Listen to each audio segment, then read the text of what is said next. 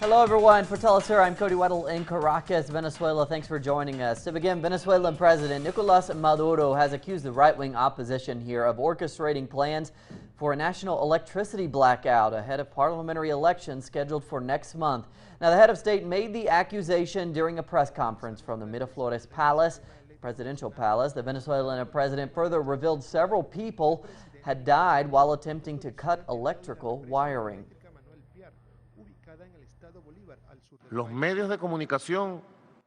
Media outlets are hiding what's happening because we have discovered this sabotage plan against our electricity system during elections.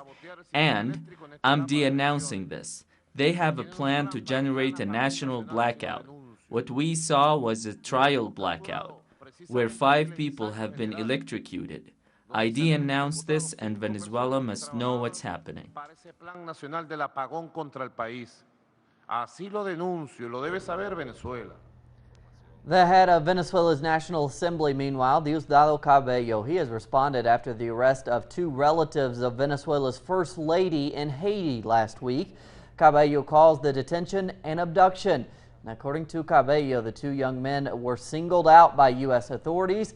The official says it's not an isolated incident, but part of a coordinated effort to discredit the government. Still in Venezuela, UNASUR electoral monitors arrived to Caracas ahead of parliamentary elections next month. The mission was accompanied by the Secretary General of the regional body, Ernesto Samper. The monitoring mission is made up of around 60 specialists and will be working together with Venezuela's National Electoral Council.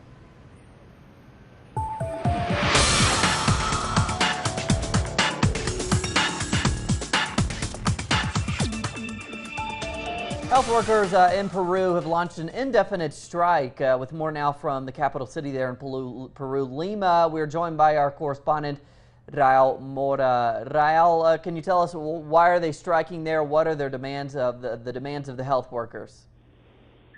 Yes, hi.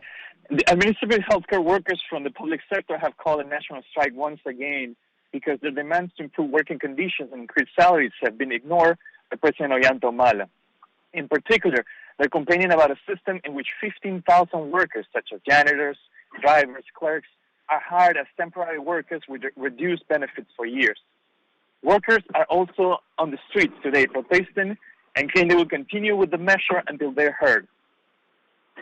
And Raul, we know, we've heard that judicial workers have also been involved in a strike, but evidently they postponed that strike. Do we know what are they striking for, and then why did they later postpone their strike? It is not clear at this point why they plan a strike and why it was suspended. But there was a series of actions planned by them.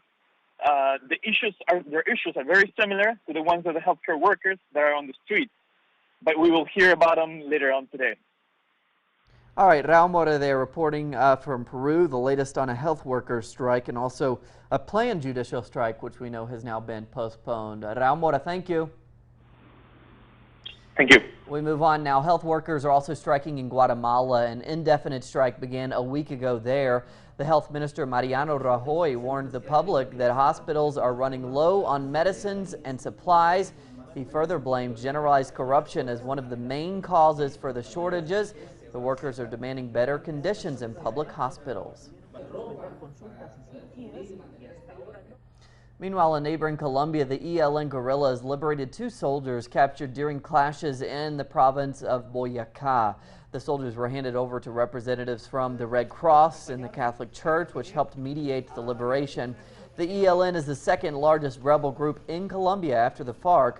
The move comes as the ELN is urging the Colombian government to negotiate a peace agreement with them, similar to the one being negotiated with the FARC guerrillas in Havana. The decision to allow recreational marijuana use by the Mexican Constitutional Court earlier this month has generated a widespread debate. The local government of Mexico City has announced that it will allow medicinal use of marijuana under its jurisdiction. Meanwhile, the Senate is still debating this issue. In the coming days, the Senate will hold public hearings with groups both for and against the legalization. The Ecuadorian Parliament is debating a new set of constitutional amendments. The National Assembly is drafting a report made up of proposals gathered through consultations with civil society and political parties. The governing party, Alianza País, is proposing to allow indefinite re-election, allowing a president to stand for more than 2 consecutive terms.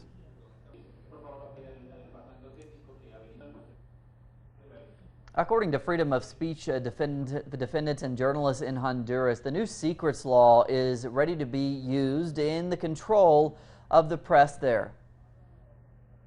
The approved secrets law in Honduras could send journalists who reveal any of the protected information for a period of 4 to 7 years in jail. They still haven't used it to sanction the press, but everything is ready in the legal system, and since the penal system is generally used in a selective way, then the state is going to use it at any time.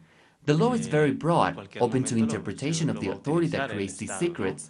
With the categories created, they can pull all the state information under the veil of secrecy, especially the most essential information, which is the user budget. With the new law, the government can give any information the category of secret and hide it, which is a direct and clear violation of the citizenship's right of being informed.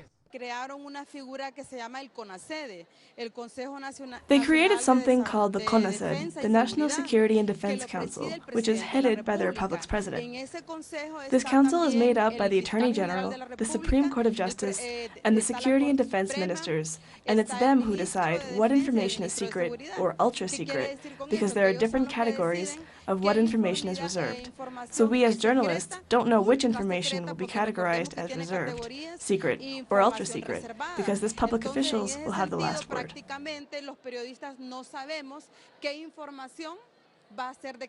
Journalists in Honduras work in one of the world's most dangerous environments, and now with this new law, many could be sent to jail.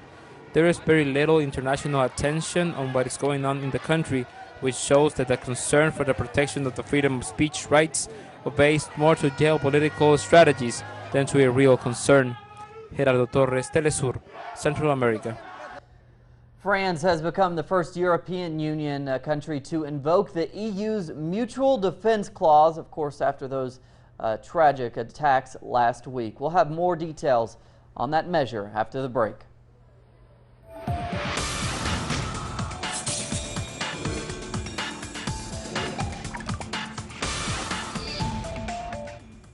Discover Latin America and the world in our programs. Telesur Reports, The Real USA, the stories behind the tweets. Ataman, Lives, Know Your Body, Open Files. Exposing the conflicts that affect our people. Compelling personal stories and the most controversial events. See it all on telesurtv.net in English. Telesur. Wherever the news, you'll be there. Day by day, they're in the street with one mission: change the world through their actions. This is a different type of program, a conversation.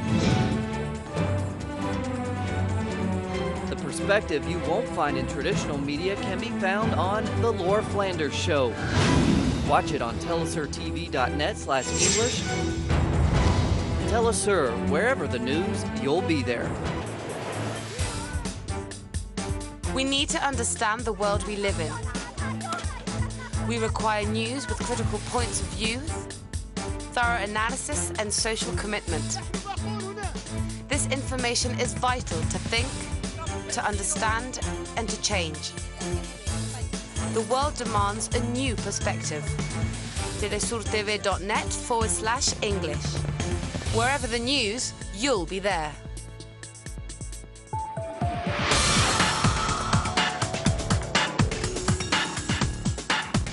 While French President François Hollande is calling for a grand coalition to defeat ISIL, EU defense ministers met in Brussels to come to an agreement on fighting the Islamic State. Now, France made a formal request for help from its EU partners early on Tuesday. According to EU officials, it is the first time the article has been activated. Before entering the meeting, all EU ministers expressed unity. The EU defense ministers have unanimously backed France's request for help with military missions in the wake of the Paris attacks. We are all French today. The European Union defense ministers have to take some decisions now, as we are in a new situation in Europe today. We are going to use all our tools. It's very important to share all the information between the European Union and its counterparts. After weeks of investigations, Russian authorities revealed earlier this Tuesday morning that the Metrojet airplane was blown up using a homemade bomb with the equivalent of 1 kilogram of TNT. Officials confirmed traces of explosive material were found in the debris there. The Russian government issued a bounty of $50 million for information regarding those responsible for the attack. President Putin vowed to find those involved in planning and causing the tragedy that killed over 200 people.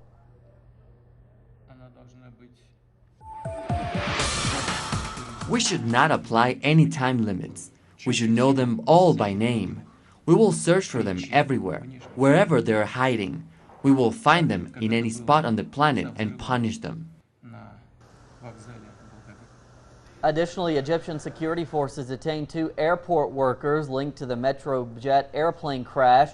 The 2 men allegedly helped the terrorists carrying the bomb despite customs controls in the Sharm el-Sheikh airport.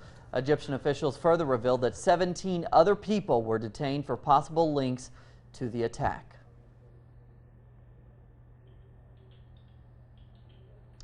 After confirmation that a bomb brought down a Russian airliner over Sinai, Russian President Vladimir Putin escalated the military campaign in Syria. Now, the Kremlin has confirmed that the Russian military had fired multiple cruise missiles at the ISIS stronghold city of Raqqa in Syria. According to Russia's defense minister, the missiles were launched from Tu-160 and Tu-95 warplanes, and added they were among 2,300 sorties carried out by the Russian military in the past 48 days. Israel has outlawed an Islamist group it says has played a central role in stirring up violence over the Al-Aqsa Mosque in the occupied West Bank. Leaders from the Islamic movement have rejected the Israeli government's decision to outlaw the social and civic group. 17 of the group's social and civic services offices that cater to the Muslim community throughout Israel were shut down by police. Israeli police are questioning 3 of the group's leaders, including its head.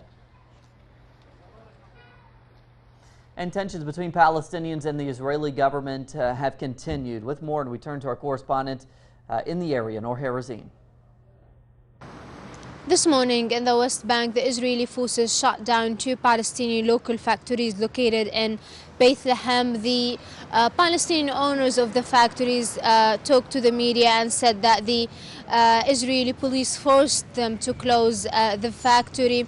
And they also added that over 150 employees will now be without any salaries and will be sitting at home because the Israeli forces forced them to shut down the factories. At the same time, the Israeli forces in the West Bank arrested around 20 Palestinian young men and also including 5 children. Here in the Gaza Strip, the situation is a little bit calm. However, the Palestinian Fishermen Committee reported that the Israeli forces again and for the 2nd day in a row shot towards the Palestinian fishermen. At least 13 people have been killed and more than 150 injured after a passenger train derailed in Pakistan's southwestern province. Now, according to officials, the accident occurred near the city of Quetta after the train's brakes failed as it sped down the side of a mountain.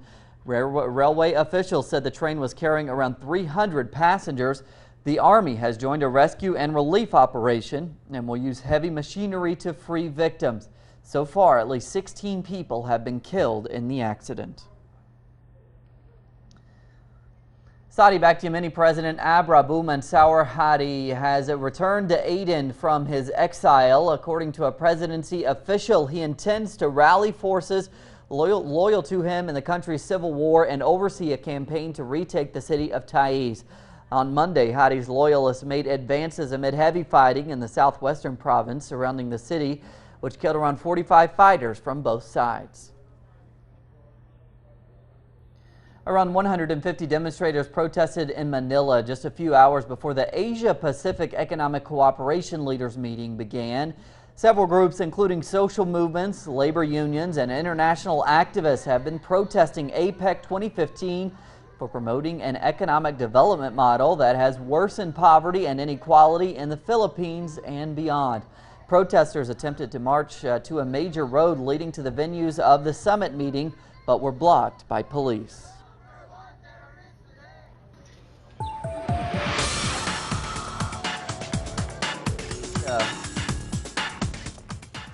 Australia and Indonesia will aim to resume trade talks as early as next year. That's according to Australian Trade Minister Andrew Robb while he was on a visit to Indonesia.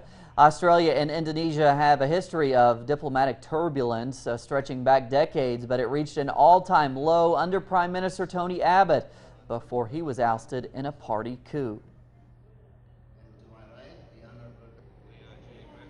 Heavy rains in southern India and Sri Lanka have killed over 70 people, while homes, farmland, and highways have been flooded with water, forcing authorities to shut down schools and colleges in some areas.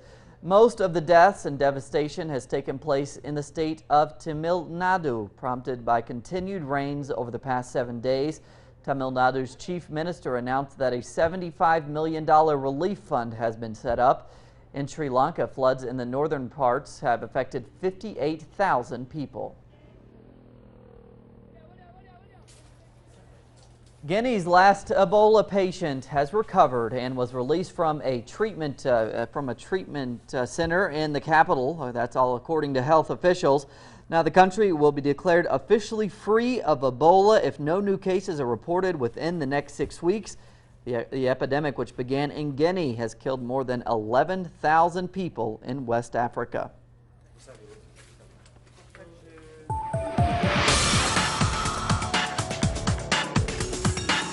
UEFA has announced Euro 2016 will remain in France. That's despite the country's hosting of the tournament has come under scrutiny since Friday's terrorist attacks there in Paris. Now, France's 1958 World Cup star, Just Fontaine, was one of prominent figure that called on the country to give up hosting rights, saying it was too dangerous. But on Monday, UEFA issued a statement where they guaranteed that the tournament will be safe and secure. They added that they were confident that the necessary measures will be taken to ensure that it is indeed a safe event. In downtown Mexico City, a new art exhibit is on display at one of the country's most iconic museums and spaces of culture. Now, the works are an accumulation of Russian avant-garde art from before and just after Russia's revolution. For the curators and public, the exhibit goes beyond a display of that historic period to promoting further reflection on social and political issues of today. Our correspondent Clayton Kahn now reports there from the capital of Mexico. Here in Mexico's historic Bellas Artes Palace, an unprecedented exposition is on display. Called the Russian Vanguard Vertigo of the Future, it is one of the most complete displays of pre- and Soviet Russian avant-garde artwork. I believe that here in this exhibition, we're going to appreciate this wide variety or panorama of what was a very important period in Russia before and just after this revolution.